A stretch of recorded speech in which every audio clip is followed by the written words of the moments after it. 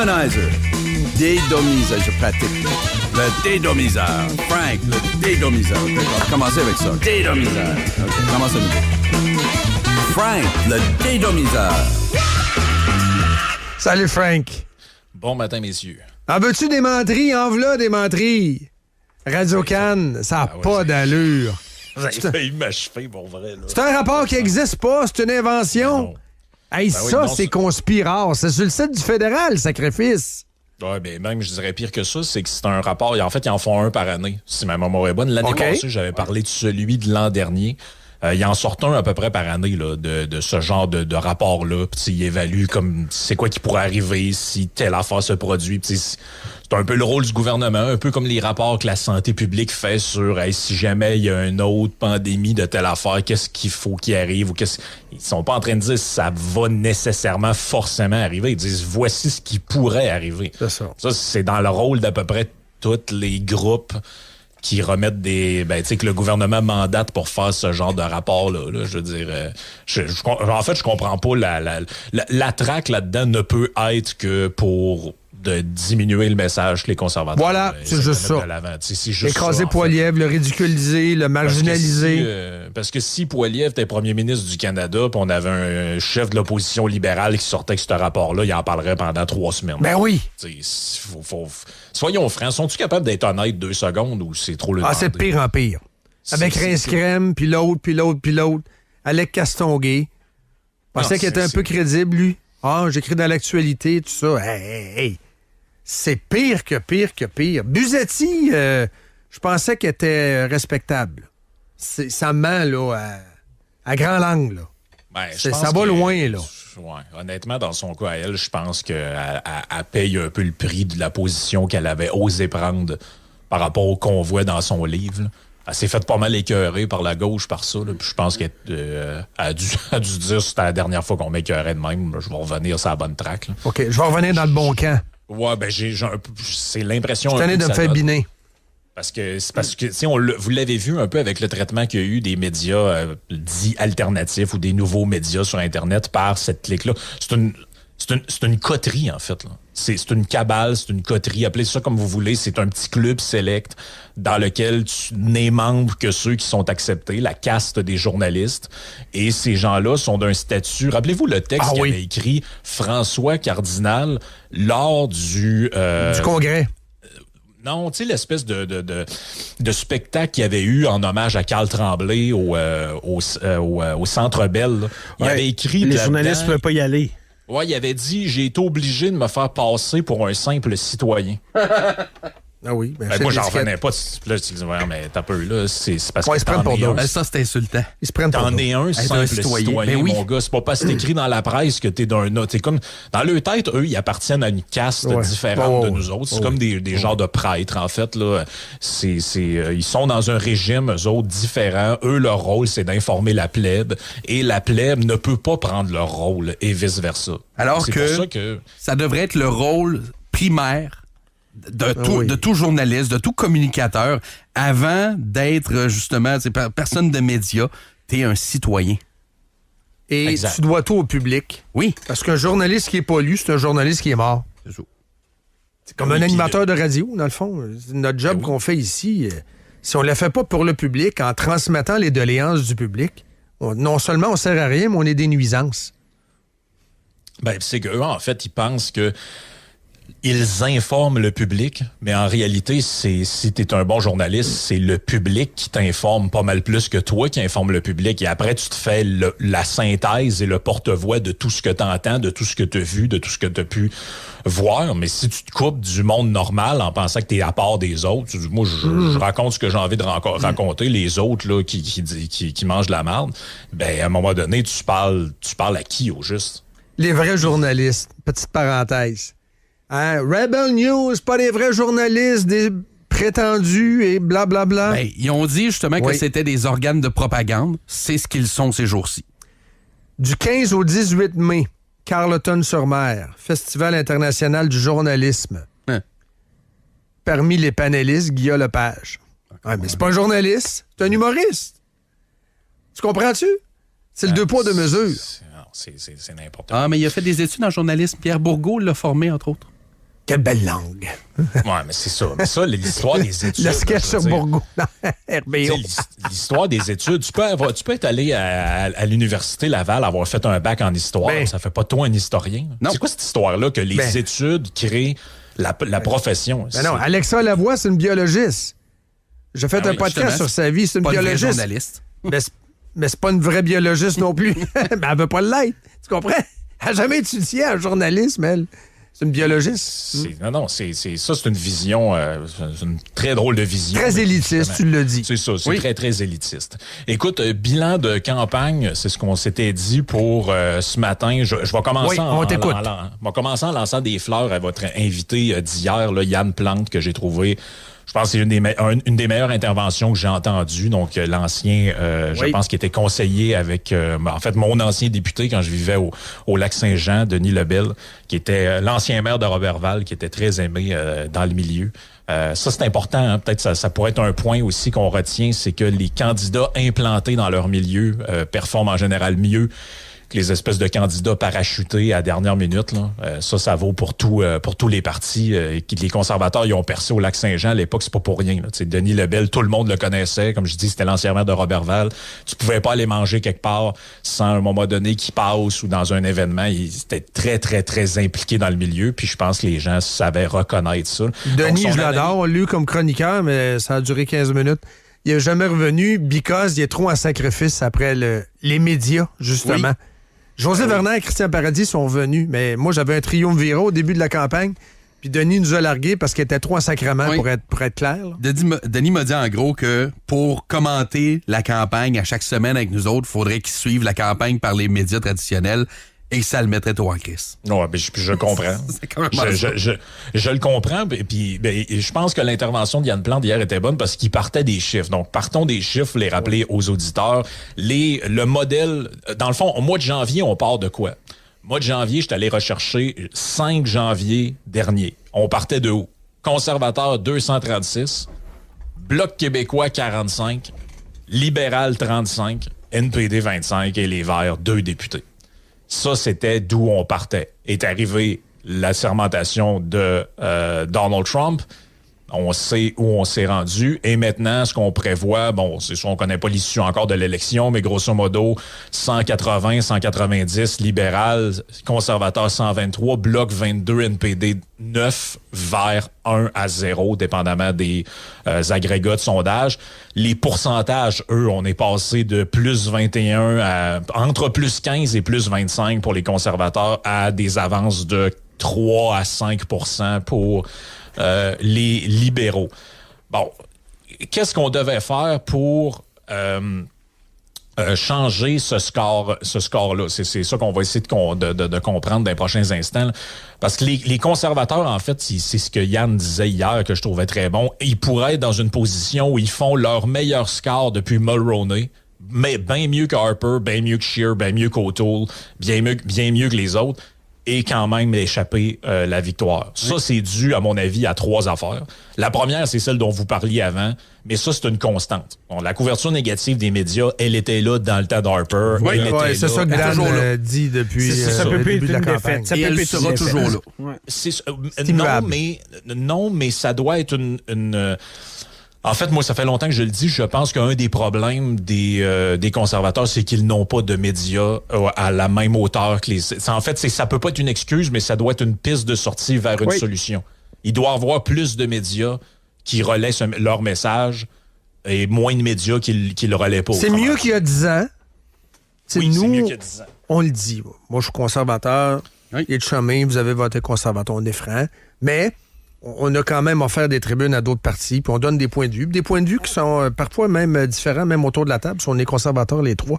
Mais ce que tu dis, c'est que désormais, on doit envisager des relais beaucoup plus structurés puis structurants pour la voie de droite conservatrice. Ça passe par là, notamment au Québec. On l'a vu, là. Les gens, ils sont beaucoup scotchés sur les médias. Ontario, c'est les vrai Yann aussi. and Frank, ça prend plus de Yann and Frank, ça prend plus de Radio Pirate, ça prend plus... Faut justement... Mais c'est mieux qu'il y a 10 ans. Voilà, puis pour mettre tout ça en place d'ici ce temps-là, il faut prendre des candidats que cette cette gauche médiatique-là, si on veut, estime. Tu comprends? Faut qu'on mette des gens qui estiment. Donc, c'est pour ça que Jean Charest, il l'estimait un peu. Ça aurait été moins pire, la campagne. Un Gérard Deltel, par exemple. Ils sont bandés sur Gérard Deltel. Non, mais Gérard, ça a été une catastrophe. Excuse-moi. On pensait qu'il a mal évolué, là, je pense. Je sais, Dom. Oh, oui. Mais tu comprends ce que je veux dire? Je comprends ton message. Nous autres, on continue à avoir la même exigence. Oui, je comprends. Sauf que tant qu'il y a aussi longtemps qu'on a cette exigence. Le meilleur vendeur, c'est ça que tu dis. Sauf que le point, je pense que Yann faisait hier était très bon, l'histoire du plancher et du plafond. Rappelez-vous que lorsqu'il y avait la course à la chefferie, il y avait des sondages qui avaient été publiés. Et dans le cas d'une victoire de Charest, là, on avait le PPC qui montait dans certains sondages à 15 %. Tu sais, ça, c'est l'autre problème. C'est que le plancher des conservateurs, il est pas... il peut avoir des trous dans le plancher. Là. Si tu mets trop un Red Tory, là, puis un genre de libéral avec une cravate bleue, ce qui est perçu comme étant Jean Charest, tu vas gagner des libéraux, mais tu vas perdre des conservateurs qui soit vont rester chez eux, ils vont aller chez Bernier. Donc ça, c'est un vrai problème. Et c'est un peu ce que je disais à Yann hier. À droite, on met pas une goutte d'eau dans notre verre de vin. Et ça, oui, je suis totalement d'accord. Mais ça, c'est quelque chose c'est une culture qui va être très difficile à changer. Tu sais, ça, c'est des affaires de long terme, puis il faut que tu travailles au corps. Donc, je reviens à mon point. Il y avait 3 choses, à mon avis, qui expliquaient la situation dans laquelle on est. La première, je l'ai dit, les médias, mais ça, c'est une constante, donc ça peut pas, comme vous dites, être une excuse. La deuxième, c'est évidemment les attaques de Trump envers le Canada qui, finalement, qu'est-ce que ça a fait? Ça a transformé l'élection. Non pas, parce que moi, j'écoute ce que les gens disent autour de moi, et j'ai l'impression que dans leur tête, c'est pas Carney versus Poilievre, c'est Carney versus Trump. Oui. C'est comme s'ils ont assumé que c'est comme s'il y avait une élection entre le Canada et les États-Unis. Et leur vote dans leur tête, c'est un vote pour le Canada et non un vote pour... C'est bizarre, là. Je le sais que c'est bizarre, pensez de même. Mais c'est ça que je vous dis, que j'entends puis que je perçois. Et la troisième chose, c'est l'effondrement du NPD. Parce que ça, même si les conservateurs, ça revient à ce qu'on disait hier, font 40 %, si le NPD fait 3 dans un comté, ils passeront pas. Et ça, là, on va y en revenir dans quelques instants, parce qu'à mon avis, c'est une des clés de cette élection-là. Donc là, il y avait besoin de 3 affaires pour inverser la tendance. 1, une très bonne campagne. Là-dessus, moi, j'y donnerais à Poilievre à peu près 8,5 sur 10. Je pense que lui a fait une très bonne campagne. Je parle pas dans les comtés, puis des erreurs qu'il y a eu, puis le pas assez d'équipes. Il y en avait des défauts, mais si tu compares aux autres campagnes, je pense qu'il a fait une meilleure campagne que celle du Bloc, que celle du NPD, visiblement. Et les libéraux font une très mauvaise campagne, mais sont tellement pompés par les médias qu'ils n'ont pas vraiment besoin d'en faire une bonne. Ça lui prenait ensuite 2-3 débats. Quand je dis 2-3, parce qu'initialement, il devait en avoir 3. Le débat à TVA qui a été annulé par l'absence de Carney. C'est un game changer, ça. Ces débats-là devaient tourner à son avantage, à Poilievre. Comment, lui, devait très bien performer. Je pense qu'il l'a fait. 2, ça prenait le Bloc qui performe bien aussi pour remonter au Québec. Ça, je pense que ça a quand même été accompli un peu par Blanchette, même si les sondages n'ont pas trop l'air de le voir. Légère remontée à la fin. Moi, je pense qu'il a remonté à la fin, mais le problème, c'est qu'il fallait absolument que Jack Metzing performe bien pour refaire quelques gains. Et je pense que c'est unanime dans le Canada. Tout le monde s'entend pour dire qu'il était le pire des 4 dans les 2 débats. Oui. Donc ça, c'est vraiment mauvais pour Poilievre. Pourquoi? Parce que qui grignote le lunch du NPD? Les libéraux. C'est très peu les conservateurs. Et l'autre facteur, c'était que la peur avec les États-Unis et l'hystérie anti-américaine se calme. Je pense que ça commence à s'essouffler un peu, dans le sens que là, j'en ai plus vraiment de monde là, qui me disent, genre, moi, j'achète plus telle affaire. Tu sais, on sent que ce trend-là commence déjà un peu à se dégonfler. C'est pour ça qu'Adcan ont des sources qui leur ont parlé du 51e État dans la discussion de Trump et Carney ce matin. On essaie de brasser le haterade. Mais malheureusement, la campagne est trop courte. Si on avait une campagne de 3 mois, on pourrait se rendre à l'épuisement de ce 2 semaines de plus, Frank. 2-3 semaines de plus, puis probablement qu'on voit une tendance globale s'inverser. Là, ces campagnes-là de 30-32 jours, moi, je pense que c'est un scandale dans un pays immense comme le Canada. Mais c'est des fucking génies, excuse-moi, là. Ben oui, tout est planifié. Ils le savaient, ça, la campagne courte. Ben oui, tout est planifié parce que ils le savent que bon, c'est très court, pas trop le temps de donner d'arrêt, pas trop le temps de faire d'entrevues. Voilà. Le voyage chez Macron, la poignée de main. Oui. Vous voyez que je suis aimé, l'espèce de faux rassemblement des provinces avec la fausse promesse du canal énergétique. Là. Ça, c'est faux. Absolument. Ça va à l'encontre du livre que tu as lu. Oui, mais carrément. Et bon, les laissés pour compte de la campagne, je pense que c'est évident, les jeunes. Oui. Avant la campagne, qu'est-ce qu'on voyait? Rappelez-vous de la vidéo, je pense, Doom, t'en avais parlé dans une Légion, là. C'était une fille dans le coin de Toronto qui se filmait en train de pleurer dans son char parce qu'elle vivait maintenant dans son char, elle n'avait pas de logement. Ça avait fait le tour du Canada. C'était le sujet et c'est là-dessus que Poilievre avait monté la crise du logement, l'histoire des maires incompétents, tout ça. Ça a été complètement laissé pour compte. Oui, on va bâtir 3-4 maisons, là, puis laisser faire, là, elbows up. OK? Donc, les jeunes bisbaillés complètement de la campagne. Oui. L'autre gros, les gros laissés pour compte de cette campagne-là, c'est les entrepreneurs, les entreprises. Hier, j'en ai fait une entrevue avec Gabardi qui se présente dans Montmorency, Charlevoix. Il dit, moi, la première... J'ai dit, c'est quoi que le monde te parle quand tu fais du porte-à-porte? Il dit, tout le monde qui est entrepreneur, qui a une entreprise, me dit la même chose et c'est zéro un sujet de campagne. On n'est plus capable de remplir des papiers, des formulaires, des affaires. Dans le dernier 10 ans, là, ça l'a explosé. La quantité de paperasse que le gouvernement fédéral demande aux entrepreneurs, personne ne parle de ça. Oui. Personne ne parle de ça. Et je conclus avec la chose suivante.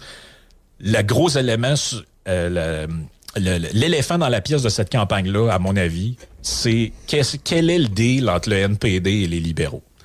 Moi, j'en démords pas de ça. Le comportement de Signe dans les deux débats, dans la campagne, est inexplicable, autre que par... Il y a une entente entre les deux partis. Oui, pour saboter, couper la parole aux conservateurs. Écoute, pensez-y 2 secondes. Là. Ils ont gouverné le pays pendant des années. C'est la même équipe.